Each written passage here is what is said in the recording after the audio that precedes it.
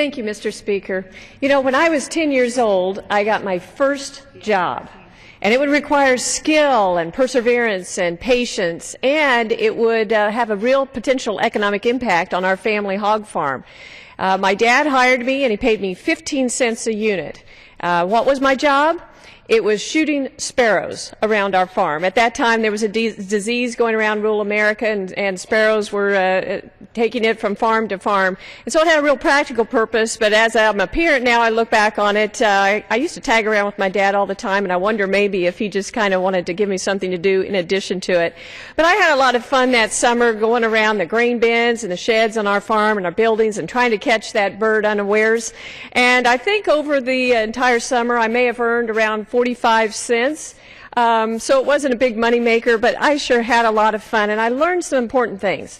I learned that using firearms can be a fun hobby and hunting can be fun, and also that using firearms can have a real practical purpose. And over the years, I've shot a lot of different kinds of firearms now in different sizes, but I really appreciate what our founding fathers did when they established our Second Amendment and gave us that as our basic right. You know, this afternoon, my colleagues and I want to highlight not only why the Second Amendment is important to us and to the people in our districts, but how it is also important to this country. We want to dispel the myth that decisions about how to address violence are based on facts and not emotions. You know, as a lifelong gun owner, as well as a former public school teacher, I appreciate the thoughtful discussion that our country's been having after the tragic school shooting in Newtown, Connecticut. My heart has gone out to those families, as I know everyone in America's heart has, and our prayers as well. We want to understand, and I understand the desire to stop the violence. I share that goal, but believe many of the proposals being put forth miss the mark. So let's look at some of the proposals and compare them to the facts. One proposal that is being talked about and has been talked about is to ban what's called assault rifles. Well, the fact is that lawbreakers ignore the laws. Banning firearms would only take guns away from our law-abiding citizens and ensure that lawbreakers have guns. You know, I was watching TV a couple of weeks ago, and I saw the sponsor of the Senate bill to ban these assault rifles, and she was giving a rationale why she thought it was important, and she was saying, well, gangs in California have assault rifles, and we've got to get these off the streets and out of the hands of our gang members, so we need to pass this bill. And I just kind of scratched my head and I thought, do you really believe that gang members are going to listen and pay attention to a law that Washington, D.C. passes? They break laws every day. I really can't see them getting together and have an organizational meeting and saying, well, let's have the legislative report and have the gentleman in the gang member say, well, you know, they passed a new law in D.C., and so I guess we can't use assault rifles anymore. I mean, we've got to look at the facts about whether passing this law would really address violence. In this case, it certainly wouldn't. As far as that legislation, also, the word assault is an adjective. It is not a gun. What gun control advocates call an assault rifle is actually a regular rifle with only a few cosmetic differences on the outside, such as a pistol grip, a hand guard, and a removable magazine. It is misleading to label firearms with negative words in order to advance a gun control agenda. The fact is that more deaths have been inflicted using fists and knives and baseball bats than with a gun.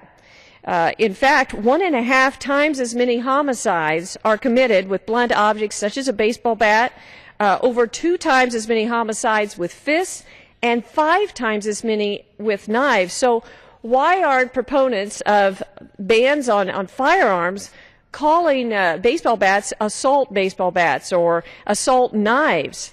Well, the reason is because the American people know that objects are only tools of people who wish to do others harm.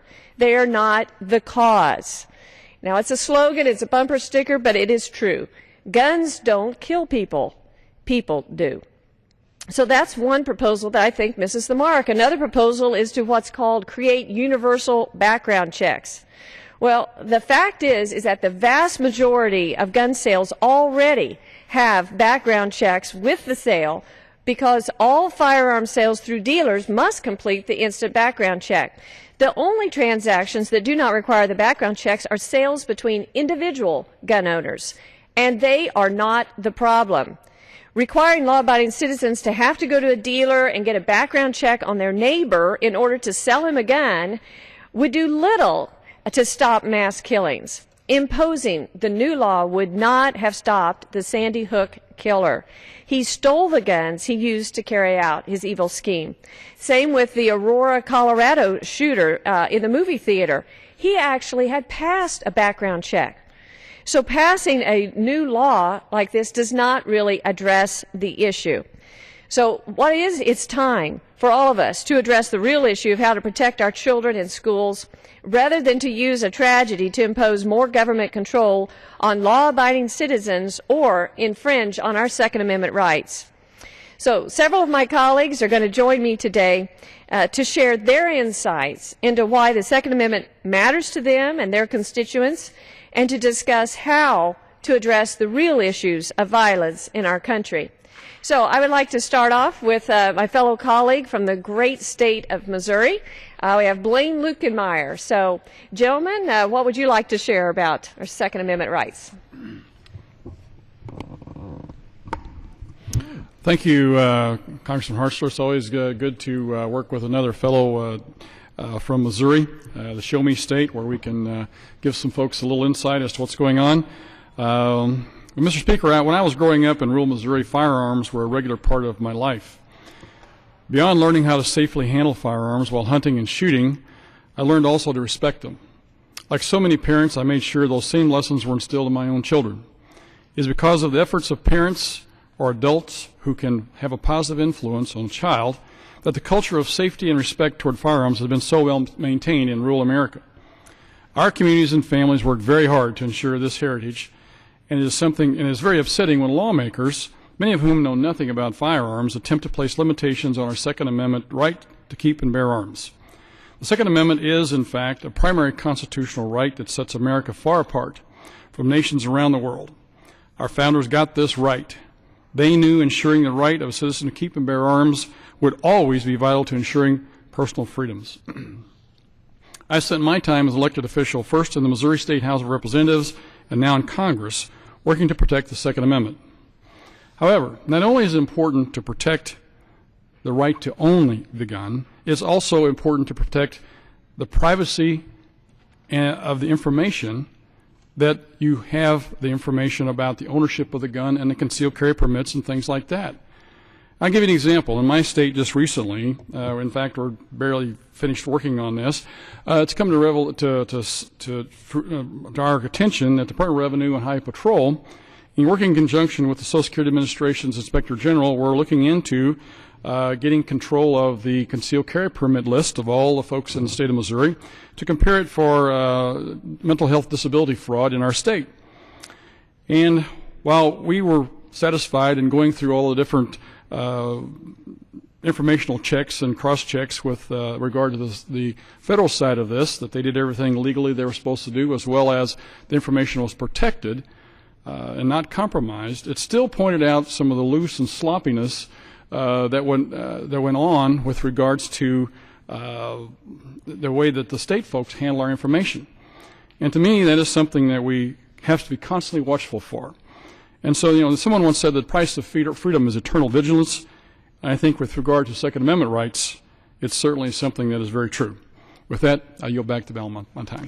Well, thank you, gentlemen. I think well said there. Our rural heritage is based on our Second Amendment rights, and well said. And certainly, being from Missouri, I appreciate your work, and we've worked together on this. This is a very real concern with, I call it, the Department of Revenue debacle.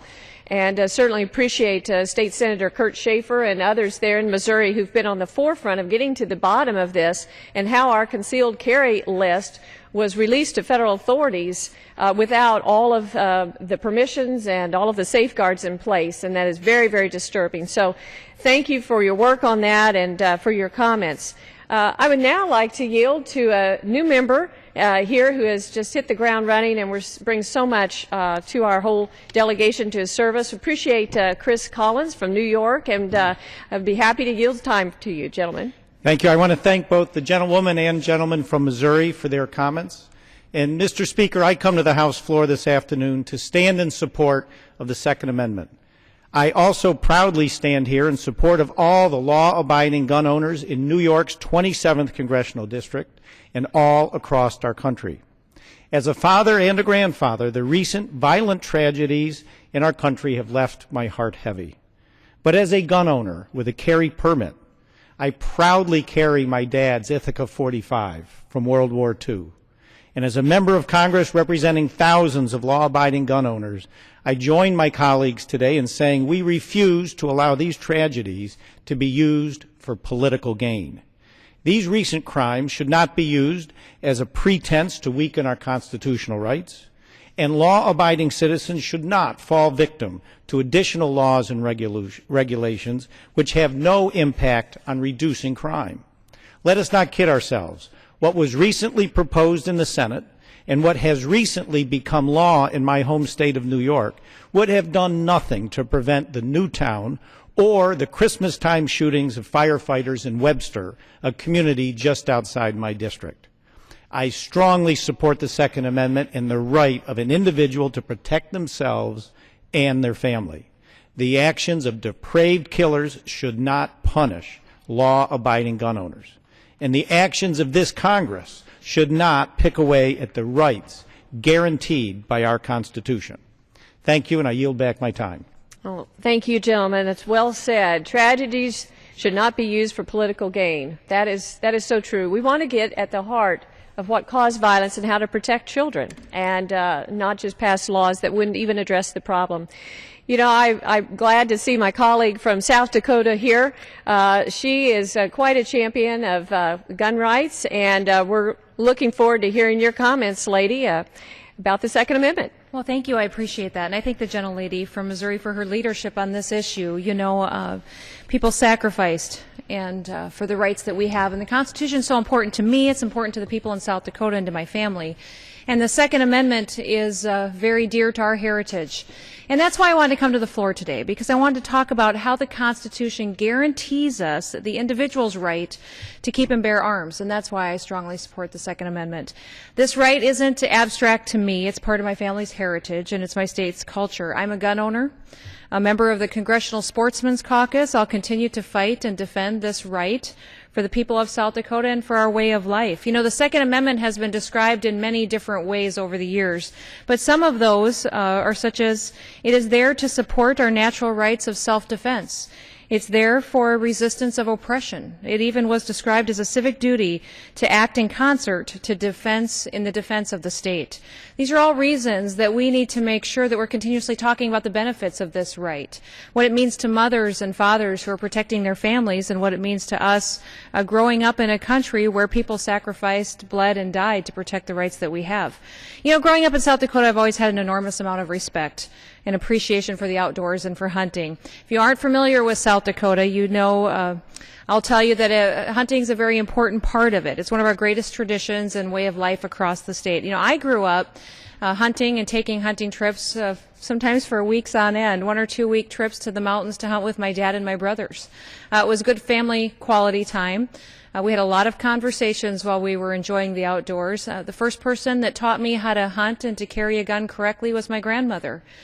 Me and her black lab BJ would go out and spend hours together. It wasn't during those times that she not only taught me the proper way to handle a firearm and to enjoy the wildlife, but also life lessons that I don't think I would have gotten if I hadn't spent that much time with her in the outdoors enjoying that heritage. This belief in the Second Amendment is critically important to South Dakotans, and I certainly appreciate the fact that I had the opportunity to enjoy it.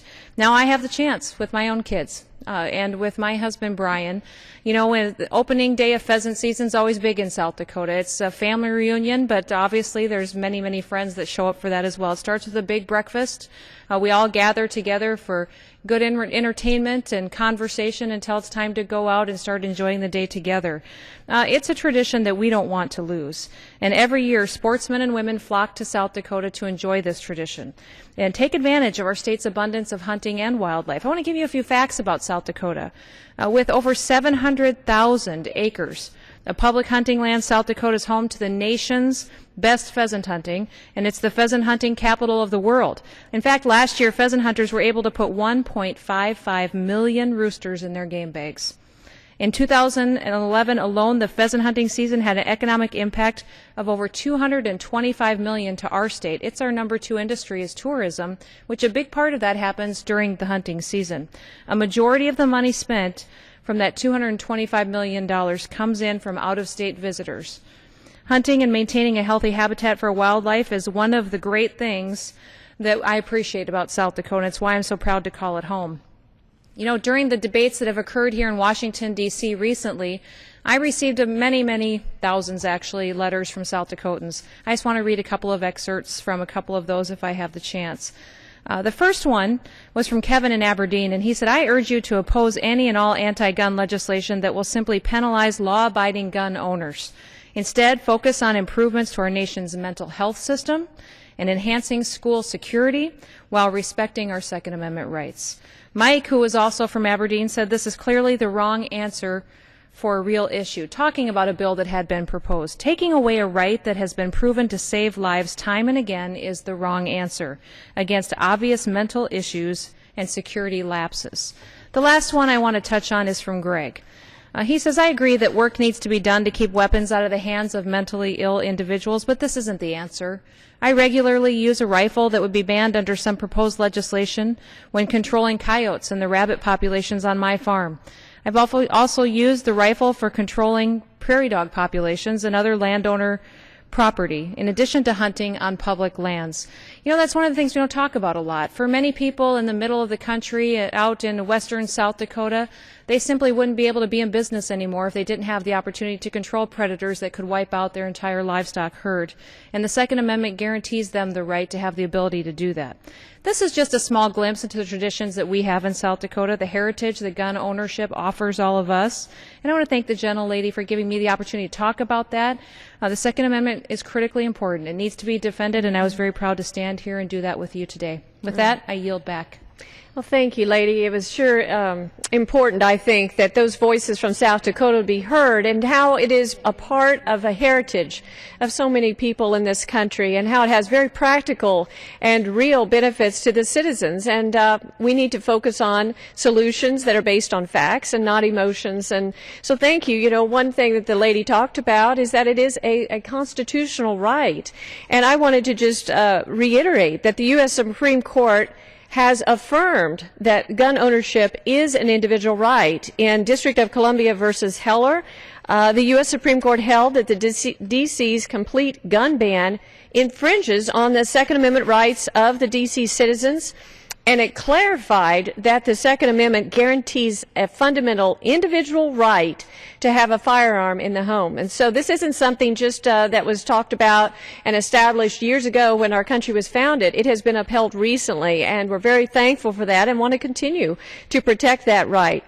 We have a gentleman here from Texas who I'm sure knows all about rights and wants to share a little bit about Texas views on why it's important to have our Second Amendment rights. So this is Blake Farenthold, and I yield to you.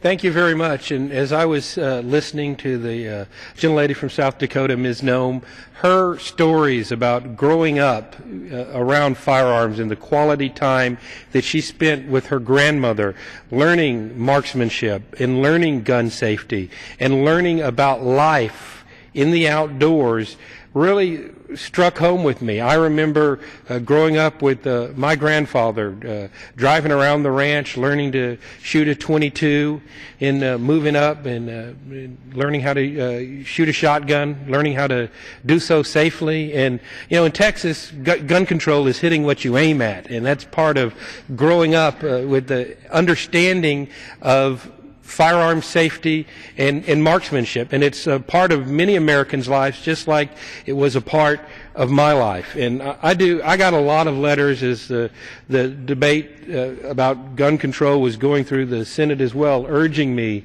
to continue to stand up for the Second Amendment rights that our founding fathers realized was so important, the right to bear arms, the right that those in the Revolutionary War fought for.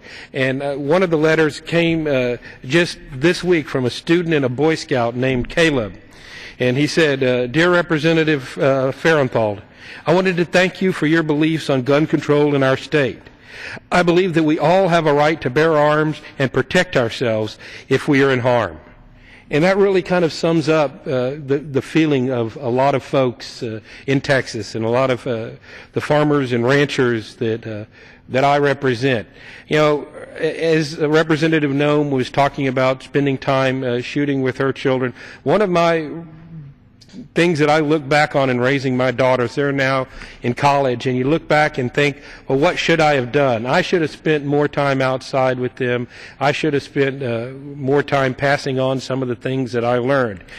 But there's still an opportunity. Morgan, my 24-year-old daughter, came to me just a couple of weekends ago when I was back home in Corpus Christi and said, "Dad, can we take a concealed carry class together this summer?" So that's on the agenda for August, when I'm back in Texas, is passing on the tradition of the safe and responsible use of firearms in my family. And I'm looking forward to spending time with her in that concealed carry class, and I hope it instills in her the same passion that I have for the sport of shooting. If this plays out well, we're going to spend some time on the skeet range.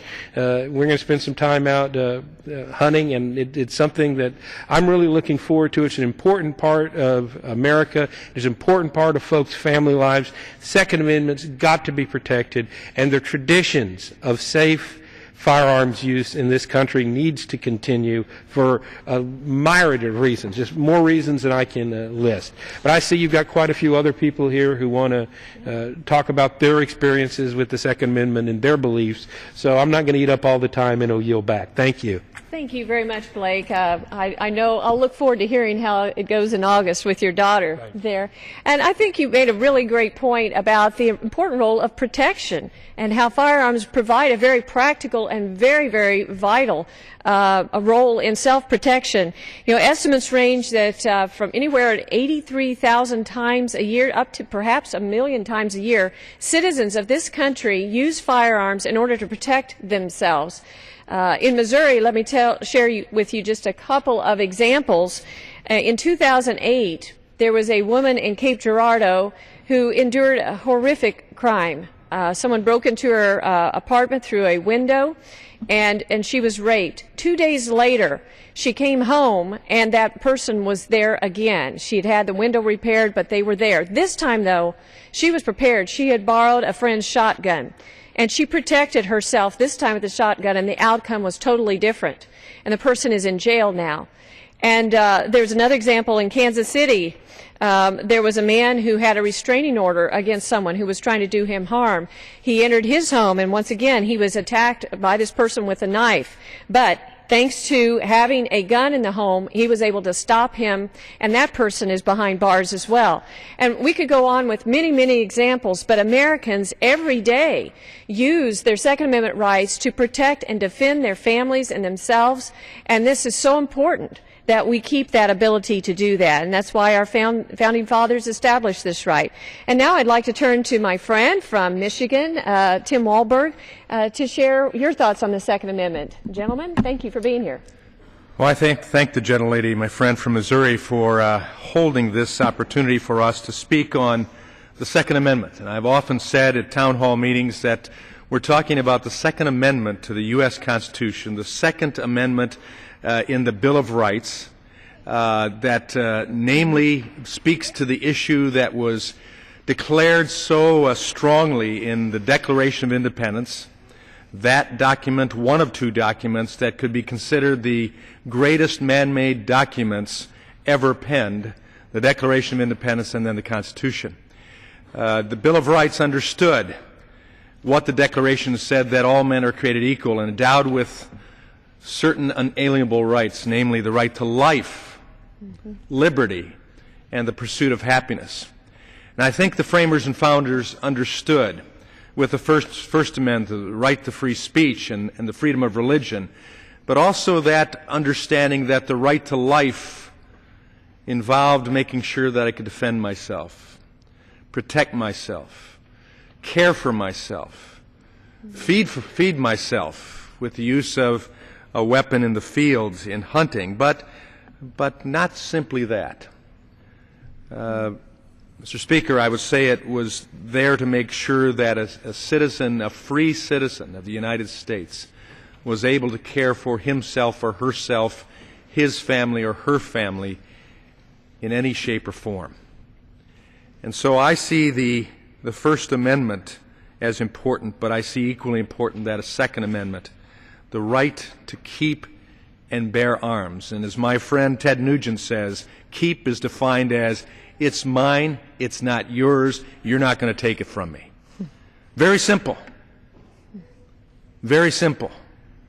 And I think we need to understand, as there are laws that are being thought of, well-intentioned even, and yet laws that really aren't based in reality of what takes place around civilization, when it understands that we need to make sure that we don't step on other people's rights and their freedoms and their opportunities, yet there is a place when we must be prepared to defend ourselves so that those rights can be carried on, not only for ourselves but for those that count on us to care. Benjamin Franklin, in a famous quote, said it this way. He says, "They that can give up essential liberty to obtain a little temporary safety deserve neither safety nor liberty." Well said. And I think there are people with well-meaning intentions right now that aren't thinking of the fact that liberty comes with a cost. And it comes with a responsibility and accountability to continue on to make sure that that liberty continues, not only for me, but for you and everyone else.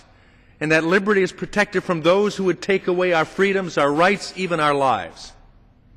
And while I like to hunt, and I love to trap shoot, and I love to shoot skeet, and I love to shoot sporting clay, and I love to target practice, and in my farm we have a target range. And my wife uses it as well. In fact, she uses it better than I do with a pistol.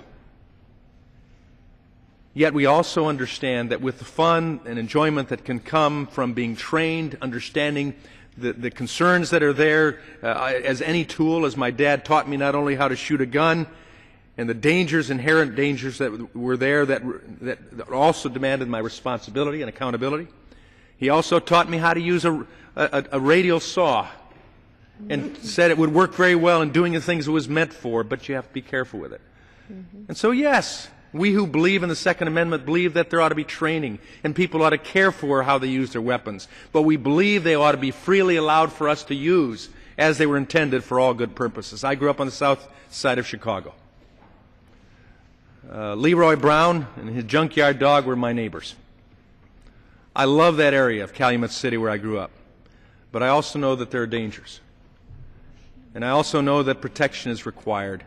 And the protection to fit the need and the concern is what must be there. So I would say to my friend and colleague as well as speaker and to those that might listen to these words that the Second Amendment is not the problem. And the law-abiding citizen who carries out the responsibilities of the Second Amendment is not the problem.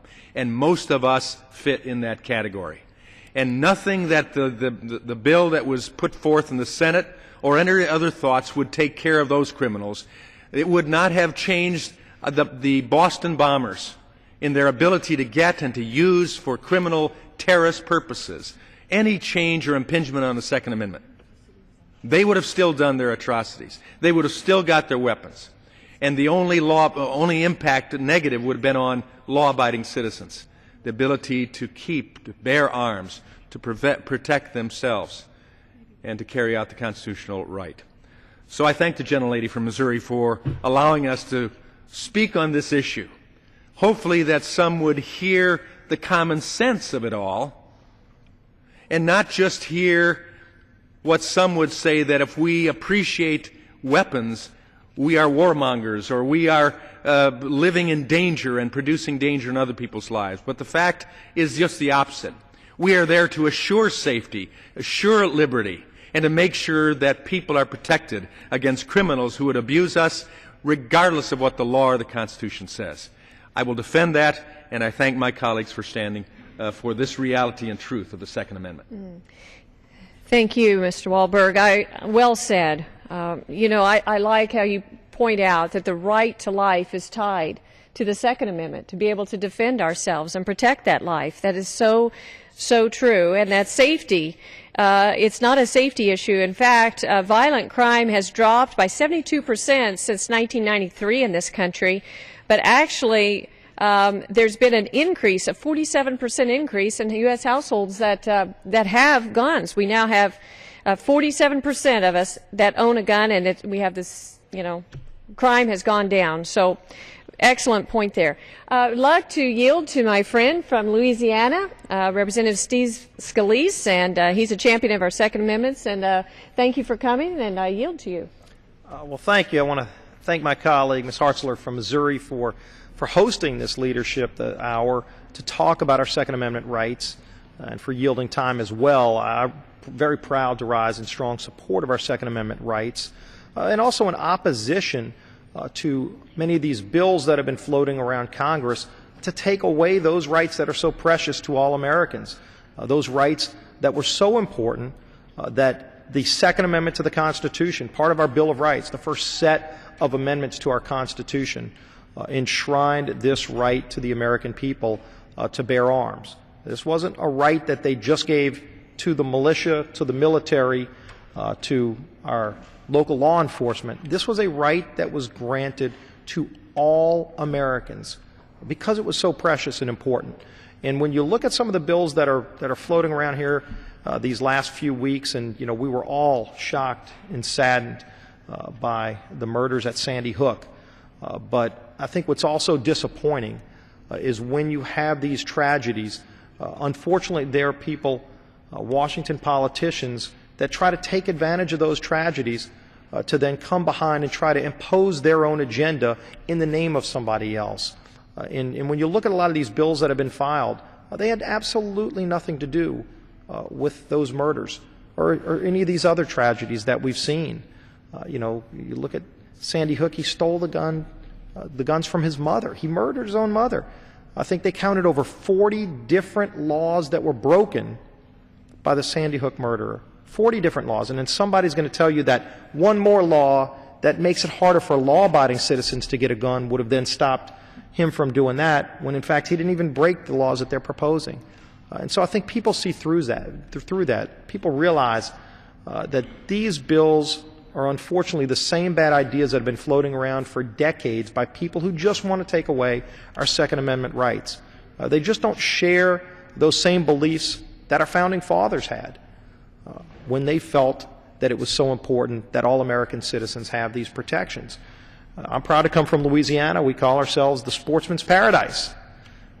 And when you talk about the Second Amendment, we're not just talking about hunting. Some people want to say, the Second Amendment really is just about hunting. It's not about hunting. It's about a lot more than hunting. It's about the ability for people to protect themselves. I was in New Orleans after Hurricane Katrina. During those days, there were some very dark days. We had a few weeks, not just hours or days, we had a few weeks where you couldn't pick up the phone and call 911. There was no 911 system. In many cases, there was no power for weeks. You couldn't get law enforcement to come if there was somebody trying to come and loot your house or worse.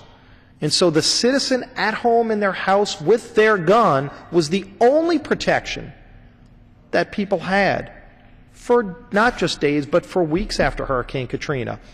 One of the more frightening things that happened after Katrina, and there were many frightening things that happened during Katrina, but after Katrina, local law enforcement gave an order to have the police actually go door to door in the city of New Orleans and confiscate guns from law-abiding citizens. It actually happened. It's been well documented to the point where when I was in the state legislature at the time, I filed legislation to prevent that from ever being able to happen again. And in fact, the NRA, who's so decried by all of these gun control advocates, the NRA actually stood up and said it's wrong for government to try to go door to door and take your guns from you. And people said, oh, well, that could never happen in America. And yet it happened. It happened in an American city, in New Orleans. After Katrina, there's actual video footage of a woman, Miss Connie. She was in her house in uptown New Orleans, and the police actually came to her house to take her gun, and she didn't want to give up her gun. And they tackled her. They broke her collarbone. I actually brought her to testify for my bill. I'm proud to say my bill passed back then. And no longer can anybody in Louisiana take away your guns, even during a natural disaster. And fortunately, because of the NRA's leadership, they made this a national law. It's now a national law. But that actually happened. And so this Second Amendment right is incredibly sacred, and it's unfortunate that some try to take advantage of disasters to go and try to chip those rights away. But that's why we're here today. That's why I'm proud of my colleague from Missouri and so many others who are here to stand up for that right that we all hold dear. And I'm happy to yield back the balance of my time. Thank you very much, Steve. It was very helpful, I think, to be reminded of that firsthand account of what can happen and what did happen in Louisiana when the government came to take the guns away from the citizens there. And we don't ever want to see that happen again because, like you said, it's imperative for personal protection besides being a personal right. So thank you for sharing that. Appreciate it. Well, we have my friend and colleague from Indiana who's come to join us here, Marlin Stutzman, and you've brought a couple of guests here with you today to be a part of our special order? I did. Very good. Well, I yield to you. Want to hear what you have to share. Thank the lady from Missouri for yielding. I brought my two sons, Peyton and Preston, along today, so it's father and son outing here. That's great. Peyton asked if he could come along to hear us talk about the Second Amendment, and we, of course, were farmers back in Indiana, and I grew up with BB gun, and Peyton now has his little BB gun and a 410 22, and Preston has a little BB gun, so we enjoy the sport out on the farm. But I want to just thank you for bringing this issue to the floor today, because it's such an important issue for our country, and obviously a lot of things have happened over the past several years that brings this issue to us appropriately. And I believe that we do need to have a discussion not only about our Second Amendment rights, but about gun safety and how each of us as Americans is responsible that anyone who owns a gun. And, of course, my wife, Christy, and I are grieving, along with our family is grieving for those who lost loved ones in Newtown and, of course, in Arizona and Colorado and Virginia and so many other places. We've had some cases in Fort Wayne of just irresponsibility, but also intended murder. But, of course, as we saw what happened in Boston, bad people can take any device and hurt people with those devices, and it is always sad to see.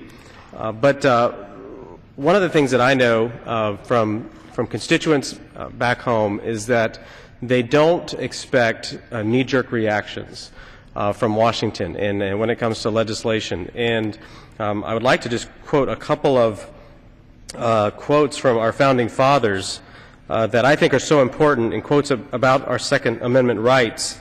George Washington said, "A free people ought to be armed." Thomas Jefferson says that the strongest reason for the people to retain the right to keep and bear arms is as a last resort to protect themselves against tyranny in government. He also says the beauty of the Second Amendment is that it will not be needed until they try to take it. And I think that is why this is such, it motivates people to contact their members of Congress to let them know how they feel. And as you watch the events unfold, Madam Speaker, is that in the Senate, we are a democracy that is represented by people that we send to Washington. And as we saw the votes unfold, I think that each one of those members in the Senate was representing the people that they were elected by, and of course the president was very critical of the Senate after they were not able to pass a bill that he had wanted, but you know, when he's criticizing them, he's criticizing each one of those particular members, but also the people that sent them to the United States Senate. And to watch each different vote take place, I think tells us a lot that Americans across the country are not about just knee-jerk reactions, but about responsibility when it comes to gun ownership. It also shows their passion about protecting the Second Amendment. And many of these members in the Senate did not want to vote for tighter gun control laws because they were representing the people from their particular states. And so I believe that last week, you know, the American people spoke. It wasn't just the Senate. It was the American people, through their representatives, spoke that they don't want stricter gun legislation. This country, we've already tried Senator Feinstein's so-called assault weapons ban in the 90s, and it failed to reduce murder rates then, and it would, I believe, fail to reduce murder rates now. The American people understand that, and I believe that the United States Senate understands that as well. They've seen this before. And so while we see while we saw the Senate while we watched them work through the gun legislation, there was one particular amendment that I thought was very intriguing, and that was the amendment that Senator Cornyn from Texas offered, and that was an amendment that I have a bill filed here in the House, H.R. 578. It's called the Respecting States' Rights and Concealed Carry Reciprocity Act of 2013, and which basically allows law-abiding citizens, those who have a concealed weapon permit, to carry across state lines to those states that do have concealed carry permits. And Senator Cornyn offered a very similar amendment to the bill that the underlying bill in the Senate, and it almost passed. It was within 3 votes of passing, which I thought was very interesting, that while the president was trying to enact stricter gun legislation, a bill that would actually let us as Americans travel across the country that almost passed in the Senate. And so I think that sends a strong message to all of us as Americans that the Senate does understand and respect the importance of the Second Amendment, but also is interested in letting those folks who are abiding by the law to also carry throughout the country.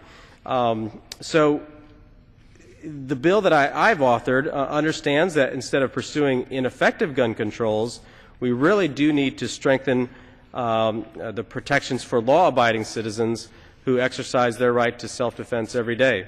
One other comment is that my bill would simply just make sure that law-abiding gun owners who legally carry a concealed weapon in their home state may do so in other states. And Illinois does not have a permit, so they would not be allowed to carry there, but just about every other state does.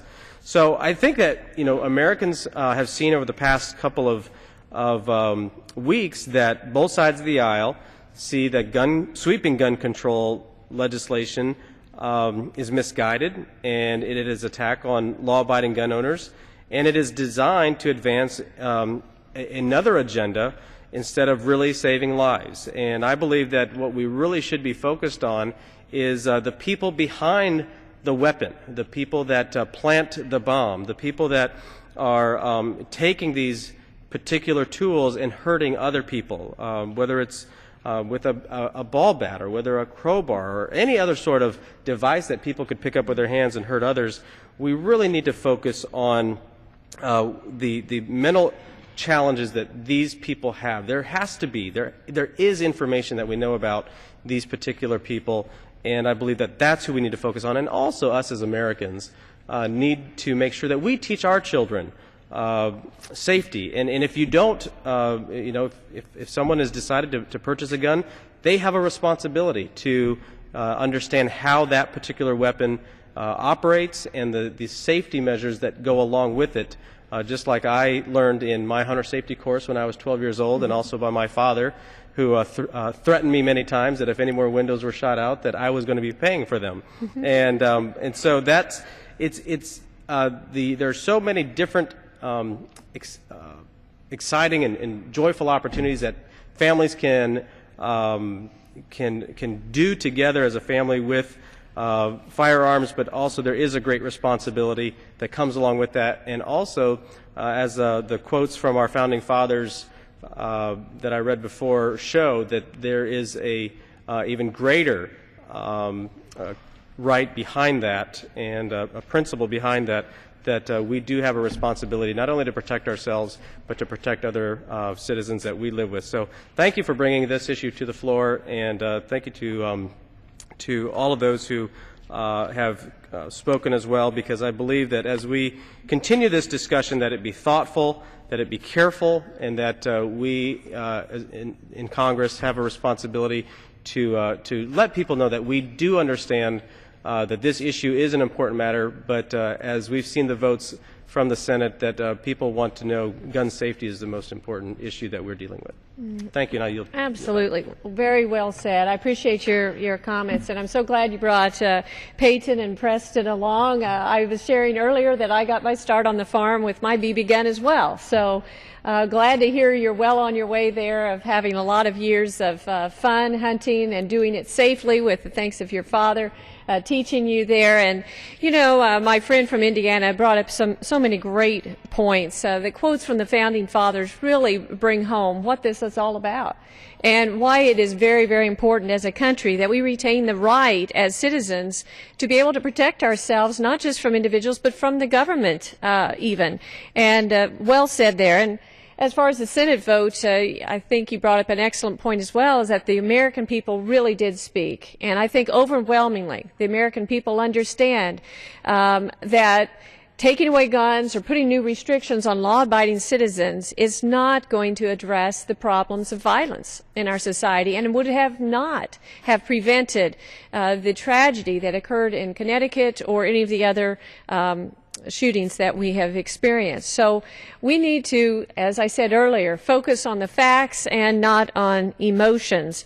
And I wanted to just share with you some of the comments from people in my district. Because, you know, I think lots of times people in the country have the pulse of really what is common sense and what is wise policy for our country, more so than in the heat of the moment, sometimes some things that's gone on here at the Capitol.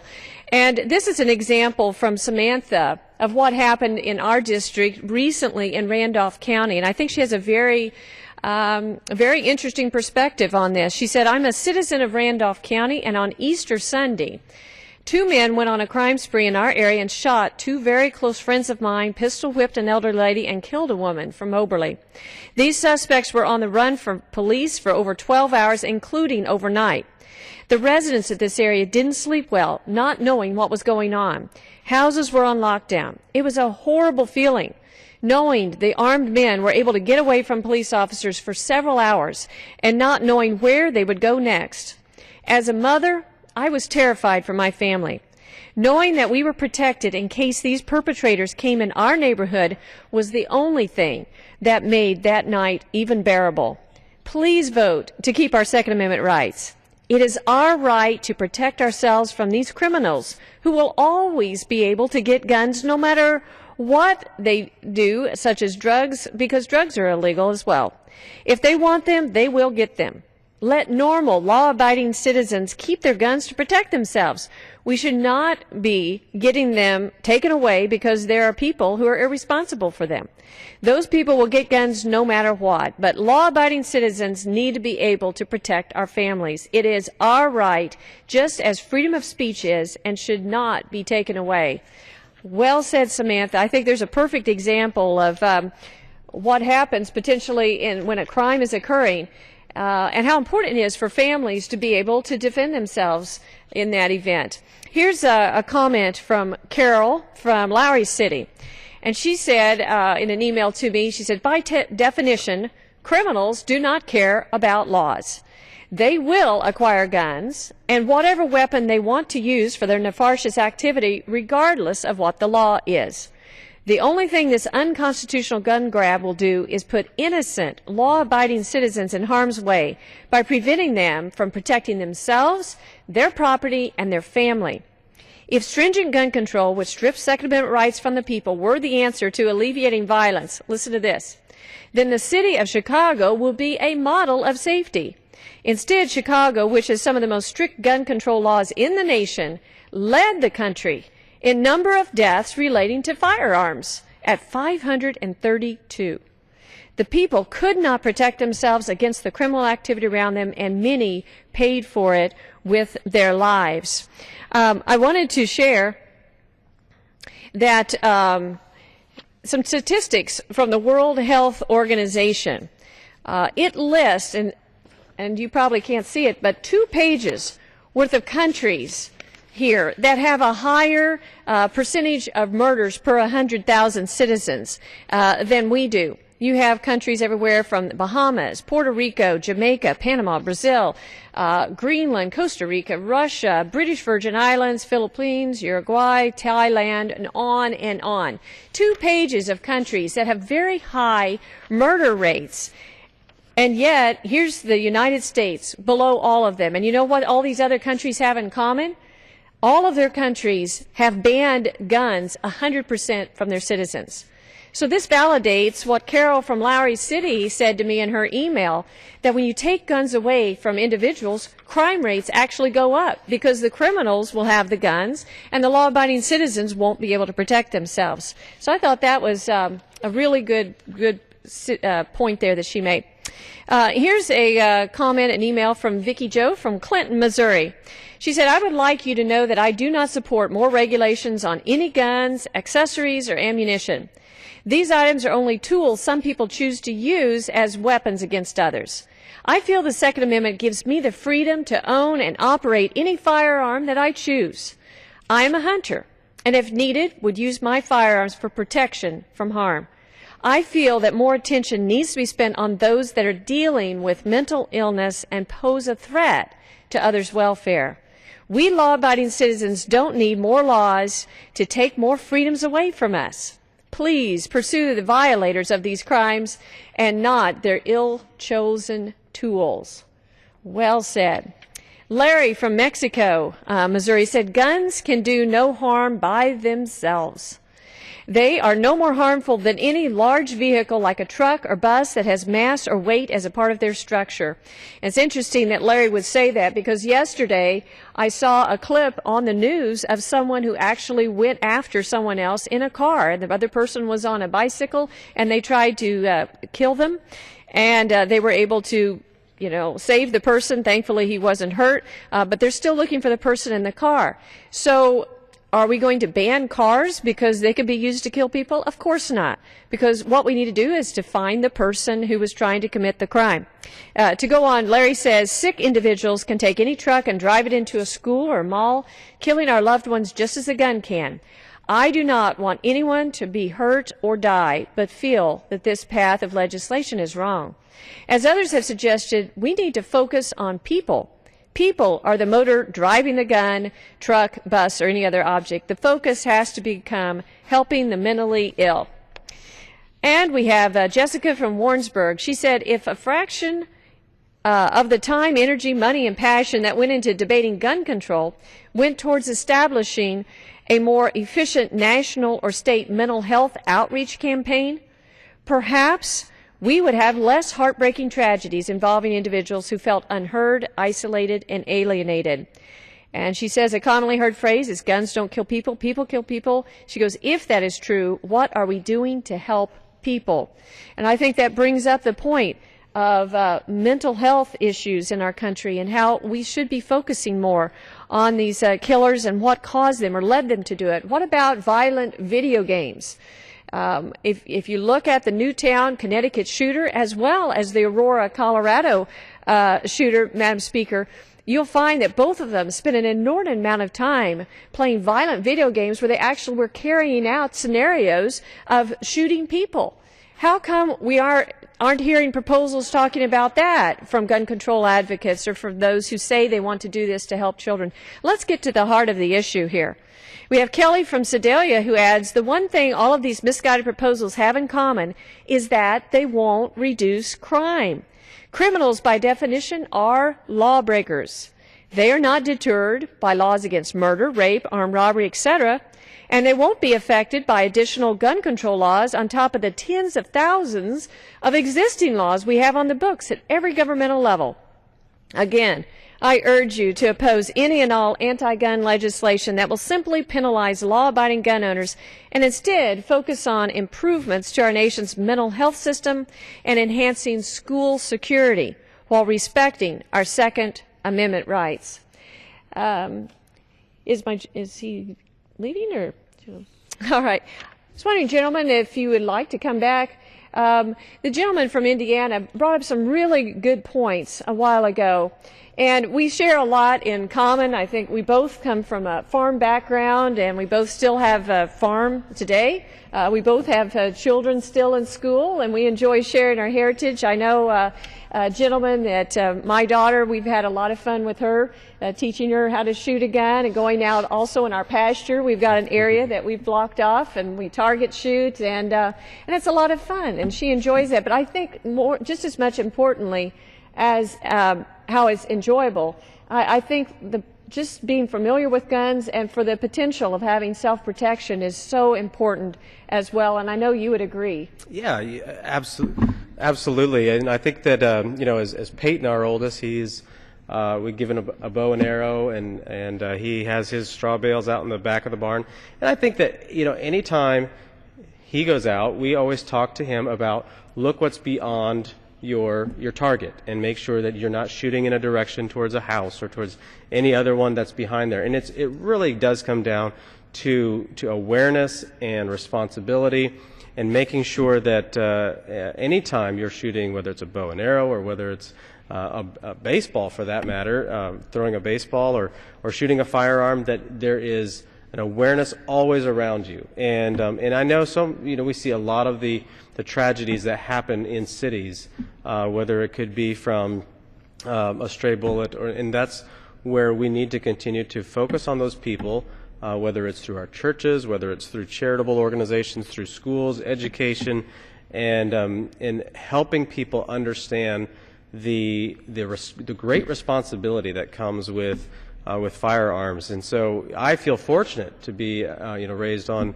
a farm where I could start at a very young age and was taught the lessons of responsibility with gun ownership, and then we're teaching the same with Peyton and Preston, and there is that point of fun and the enjoyment of having firearms as you're out in the woods or wherever you're at. But it also goes deeper than that, and I think that's why the Second Amendment goes to the very heart of Americans and how we were founded. Obviously, the men who fought in the Revolutionary War and needed to have the access to a gun to defend themselves and to against the redcoats at the time, and so when they obviously had to learn the same thing, and it wasn't just to defend themselves from another army. It was also a tool used to provide food for themselves. And so we're very fortunate in so many ways that we don't have the responsibilities in using a gun on a daily basis like people used to. And so with that, people don't use a firearm as often, and they do have a responsibility to make sure that they're trained when they do purchase one, and recognizing those that are around them when they're using them. But again, it goes to the heart of us as Americans in defending our freedom, and if it has to absolutely come to that to defeat tyranny, that is what Thomas Jefferson mentioned about the Second Amendment. Well, it's certainly a deterrent, I think, from any government who would want to take on their citizens. And you look at this list that I was sharing, 2 pages of people and countries who have a very high murder rate. And I feel for the people of those countries. I can't imagine what that would be like to live in a country where you're basically helpless. You and your family are helpless. You are totally open to and vulnerable to anyone, whether it's somebody in a government or a rogue government or a criminal who wants to do yourself or your family harm, and you don't have that ability to protect yourself. So I would like now to hear from a good friend from Florida, Mr. Ted Yoho, and I appreciate your support of the Second Amendment, and I'd love to hear what you have to share. I thank you for the time from the gentlewoman from Missouri. Mr. Speaker, or Madam Speaker, I'm sorry, the gentleman's time has expired. Okay. So sorry. Okay. try. Well, thank you. Thank you very much. Appreciate it.